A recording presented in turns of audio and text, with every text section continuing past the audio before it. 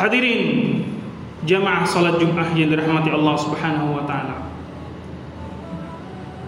Dari relung hati kita, dari lisan kita yang penuh kesalahan dan dosa, marilah kita bersyukur kepada Allah Subhanahu wa taala dengan seraya mengucapkan alhamdulillah. Karena tiada ada makhluk di muka bumi ini, tiada ada yang Allah Subhanahu wa taala ciptakan melainkan Allah lah yang memberikan rezekinya. Mungkin saudara-saudara kita nan jauh di sana ada yang tidak bisa ikut sholat berjamaah bersama kita di Masjid Imanuddin ini. Mungkin karena Allah Subhanahu wa taala mengujinya dengan kesehatan. Mungkin Allah uji dia dengan kesibukan yang luar biasa sehingga na'udzubillah dia meninggalkan kewajibannya. Mungkin ada juga yang telah berpulang ke rahmatullah. Namun kita, alhamdulillah, Allah masih memberikan kesempatan. Allah masih memberikan kenikmatan yang paling indah, yang tiada dapat ditukar dengan sesuatu apapun di dunia ini, yaitu nikmatul imani wal Islam. Mudah-mudahan dengan senantiasa kita bersyukur, dengan senantiasa kita mengingat bahwa Allah tidak akan menyia-nyiakan kita selama kita berusaha. InsyaAllah Allah akan memberikan kepada kita sebaik-baik balasan surga dan ridhonya yang tiada bertepi dan tiada henti-hentinya. Amin ya rabbal alamin. Salawat bertangkaikan salam marilah kita ucapkan kepada baginda, manusia yang paling terbaik, manusia yang paling baik untuk dicontoh, baik sebagai seorang ayah, baik seorang pemimpin, baik sebagai seorang teman, dan semua profesi, semua jabatan, semua apa yang ada peran di dalam manusia atau di masyarakat, Rasulullah SAW adalah contoh yang terbaik. Mudah-mudahan dengan senantiasa kita bersalawat dengan Nabi. Kata Nabi SAW, "Sallu alayya fa inna salawatikum tablughuni haitsu ma kuntum." Wa fi maqalan Nabi SAW, bersalawatlah kalian kepadaku, niscaya salawat kalian akan sampai kepada diriku dimanapun kalian berada. Hadirin, kita tidak pernah bertemu dengan Nabi, kita tidak pernah sezaman dengan Nabi kita Muhammad SAW. Tapi dengan kita mengucapkan Allahumma salli ala Sayyidina Muhammad, Allahumma salli, nama kita disebutkan di hadapan Rasulullah SAW. Khatib berwasiat kepada diri khatib dan tentu kepada hadirin sekalian, dalam setiap kesempatan marilah kita memperteguh keimanan kita. Kita memperkuat dan meningkatkan kualitas keimanan dan ketakwaan kita kepada Allah Subhanahu wa taala dan menyempurnakan akhlak kita. Karena ketakwaan tanpa akhlak akan menjadi terasa hambar, dan akhlak tanpa keimanan hanya akan menjadi sia-sia di hadapan Allah Subhanahu wa taala. Oleh itu sebabnya marilah di kesempatan yang mulia ini kita senantiasa meningkatkan ketakwaan dan menyempurnakan akhlak kita, baik kepada muslim maupun kepada non-muslim. Hadirin jamaah Jumat yang dirahmati Allah Subhanahu wa taala, di hari ini tentu sebagian orang tahu bahwa kesempatan atau momentum adalah hari ayah, yang sebagian lain juga mungkin belum tahu, yaitu bertepatan dengan 13 November.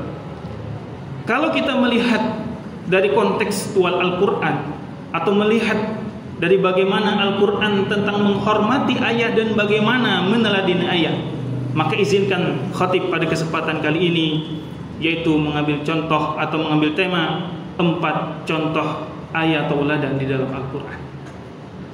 Hadirin jamaah Jumat yang dirahmati Allah Subhanahu wa taala. Yang pertama, bahwa yang patut kita contoh di dalam kehidupan ini menjadi seorang ayah yang tauladan adalah Nabi kita Nabi Muhammad sallallahu alaihi wasallam. Sebagaimana firman Allah Subhanahu wa taala, "Laqad kana lakum fi Rasulillahi uswatun hasanah." Ayat ini turun ketika terjadi suatu perang, sesuatu kesulitan di dalam kaum muslimin. Sehingga para ulama tafsir mengatakan, wahai umat Islam, andai kata engkau ingin selamat dan keluar dari semua permasalahanmu, terutama di dalam kita mendidik anak dalam menjadi seorang ayah, maka lihatlah Rasulullah SAW. Suatu kali Anas bin Malik radhiyallahu mengatakan, Rasulullah SAW tidak pernah mengatakan kepada diriku, kenapa engkau lakukan ini, kenapa kau lakukan itu. Tidak pernah, kata Anas bin Malik. Hadirin jamaah Jumat, tahukah anda siapa Anas bin Malik radhiyallahu anhu? Anas bin Malik radhiyallahu anhu adalah sahabat Nabi yang sejak kecil dari umur 11 tahun berkhidmat, membantu Nabi, nyantri kepada Nabi Muhammad SAW. Tapi sedikit pun Nabi SAW tidak pernah memarahi, tidak pernah mengatakan kata-kata yang kasar kepada dirinya. Dan itu pun salah satu doa yang amat terkenal yang Rasulullah SAW selalu ajarkan kepada kita agar kita bagaimana mendoakan anak. Apa kata Rasulullah SAW? Allahumma tawil umrahu, ya Allah panjangkanlah umur Anas bin Malik, wa akthir malahu wa waladahu wa barikhu fi, ya Allah perbanyak hartanya, perbanyak anak keturunannya, dan berkahilah dia. Jamaah Allah, ketika kita banyak melihat motivator, melihat orang-orang yang sukses di dunianya, tapi apakah sukses untuk menjadi seorang ayah? Belum tentu. Maka itu kita mengacu pada Nabi kita Muhammad, Sayyidina Mustafa Muhammad sallallahu alaihi wasallam. Yang kedua adalah Nabi Ibrahim alaihissalam. Di balik kesuksesan Nabi Ismail, kesuksesan Nabi Ishaq, ada seorang ayah yang amat teguh imannya, yang amat kuat keyakinannya, dan digolongkan sebagai ulul azmi, orang-orang yang memiliki komitmen yang kuat terhadap agama Allah Subhanahu wa taala. Dialah Nabi Ibrahim alaihissalam. Di dalam Al-Qur'anul Karim, Nabi Ibrahim seringkali menasihati kita semua dengan suatu ayat yang kemudian ayat itu kita doakan di dalam setiap salat kita. Rabbana hablana min azwajina wa dhurriyyatina qurrata a'yun waj'alna lil muttaqina imama. Jamaah Jumat yang dirahmati Allah Subhanahu wa taala, doa ini memang sering kita dengarkan, tetapi banyak yang tidak tahu bahwa salah satu pendidikan terhadap anak juga dimulai dari doa para ayah. Kita sempatkan dan kita selipkan doa tersebut dalam sujud dan di dalam doa-doa kita. Mudah-mudahan anak keturunan kita menjadi anak-anak yang saleh dan soleha. Lihat bagaimana keturunan Nabi Ibrahim alaihissalam menjadi nabi dan rasul, menjadi orang-orang saleh. Lihat bagaimana anak beliau Ismail, kemudian ada Ishaq, nanti punya cucu yang namanya Adnan, ada juga namanya Ya'qub alaihissalam yang kemudian menjadi nabi. Nanti beliau juga punya cicit namanya Yusuf alaihissalam. Jadi Yusuf alaihissalam adalah cicitnya Nabi Ibrahim alaihissalam. Masya Allah, mirip-mirip dengan Imran, atau disebut dengan surat Ali Imran atau Ali Imran, keluarga Imran. Imran ini adalah manusia biasa seperti kita, tapi Masya Allah, anaknya menjadi ibu Nabi, yaitu Nabi Isa alaihissalam. Nama anaknya Maryam, dan nanti punya cucu namanya Isa ibnu Maryam. Jadi keluarga yang saleh akan ditinggikan derajatnya di sisi Allah Subhanahu wa taala. Yang ketiga, ayah yang bisa kita jadikan tauladan adalah Ya'qub alaihissalam. Am kuntum syahada idh hadra Ya'qubal libanihi ma ta'buduna min ba'di. Ya'qub menasihati anaknya ketika Ya'qub alaihissalam ingin meninggal dunia. Kemudian dia panggil semua anaknya, wahai anak-anakku, apa yang akan engkau sembah setelah aku meninggal dunia? Na'budu ilahaka wa ilaha abaika. Kami akan menyembah Tuhanmu, yaitu Allah Subhanahu wa taala. Jamaah Jumat yang dirahmati Allah, pentingnya pendidikan tauhid, pendidikan kemurnian terhadap akidah kita tanpa dicampuri segala sesuatu, yang itu akan membuat anak tersebut senantiasa teguh di dalam menghadapi cobaannya. Apalagi sekarang ini begitu banyak cobaan-cobaan para ayah. Dulu anak-anak mungkin dihadapi dengan main keluar rumah ataupun main dengan sahabat-sahabat. Sekarang hadirin, yang namanya perjudian, perzinahan masuk ke rumah kita dan tanpa kita ketahui. Nauzubillah. Orang berjudi dulu dengan beramai-ramai mungkin ditegur oleh pemerintah, oleh aparat, tapi sekarang orang berjudi di media sosial. Bagaimana kita kemudian mengetahuinya? Maka peran daripada pemerintah, peran masyarakat, bagaimana kita mendorong bersama-sama agar bangsa ini, anak keturunan kita yang nantinya tidak kemudian tergadaikan masa depannya karena games, karena perjudian dan lain-lain.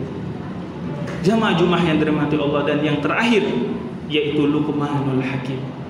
Ada orang mengatakan, oh Luqman ini karena dia nabi kemudian dijadikan nama dia menjadi suatu surat. Oh dia ini adalah orang yang luar biasa takwa. Tidak, jamaah Jumat.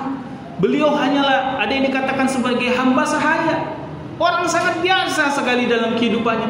Kulitnya gelap, hitam. Kemudian orangnya termasuk du'afa, miskin, tapi karena dia bertakwa kepada Allah Subhanahu wa taala, wa laqad ataina Luqmanal hikmata an yashkur lillah. Telah kami berikan kepada Luqman itu ada suatu hikmah, ilmu. Inilah yang kadang kita lupa, jamaah Jumat yang dirahmati Allah. Kalau orang mau bangun bangunan masjid yang semegah ini, dia belajar dari SD sampai S3, dia baru bisa bikin seperti ini. Dan kita untuk membangun suatu pribadi anak, kita tidak belajar apa-apa. Maka menjadi solusinya adalah kita belajar dari Luqman. Luqman tidak belajar, tetapi dia diajari oleh Allah Subhanahu wa taala. Ini menjadi kunci sukses. Apa kata Luqman? Ya bunayya la tusyrik billah. Inilah yang harus kita tanamkan, yaitu senantiasa mentauhidkan Allah. Wa aqimis sholata, dirikanlah salat. Wa'mur bil ma'ruf wa nahy 'anil munkar. Wahai anakku, hendaklah engkau melakukan amar ma'ruf dan nahi munkar. Wasbir 'ala ma asabak. Jadi jangan sampai anak hanya diminta untuk sukses, tapi tidak diminta untuk sabar ketika dia gagal. Para orang tua kemudian kadang-kala mengharapkan anak sukses, siap agar anaknya sukses. Tapi begitu banyak orang tua, para ayah, para ibu yang tidak siap kalau anaknya gagal. Anaknya dicemooh, anaknya dikata-katain. Padahal di dalam Al-Quranul Karim, Luqmanul Hakim telah mengajarkan kepada kita, ayo anaknya dimotivasi, anaknya diberikan nasihat, anaknya diberikan tausiah agar semangat lagi dalam menghadapi kehidupan. Keempat ayat yang di dalam Al-Quran yang kami ceritakan ini, yang khatib ceritakan, hanyalah sebagian kecil dari begitu banyak ayat dalam Al-Quran. Dan yang menarik jemaah-jemaah yang dirahmati Allah, bahwa di dalam Al-Quranul Karim seorang anak berbicara kepada ayahnya melebihi atau lebih banyak bagaimana ayat-ayat yang berkaitan tentang pembicaraan anak dengan ayah, yaitu lebih banyak dari pembicaraan anak kepada ibunya. Itu pertanda bahwa orang yang senantiasa dididik benar oleh ayah-ayahnya, dididik dan digembleng oleh ayahnya, insya Allah menjadi orang-orang yang sukses, menjadi orang-orang yang berguna bagi bangsa, negara dan umat tentunya. Dan kita dan tentu di balik kekurangan kita banyak belajar. Maka pelajarilah itu dari Al-Qur'anul Karim dan bagaimana keseharian Nabi kita Muhammad Mustafa sallallahu alaihi wasallam. Aqulu qouli hadza wa astaghfiru li wa lakum fastaghfiruhu innahu huwal ghafurur rahim. Allahumma shalli ala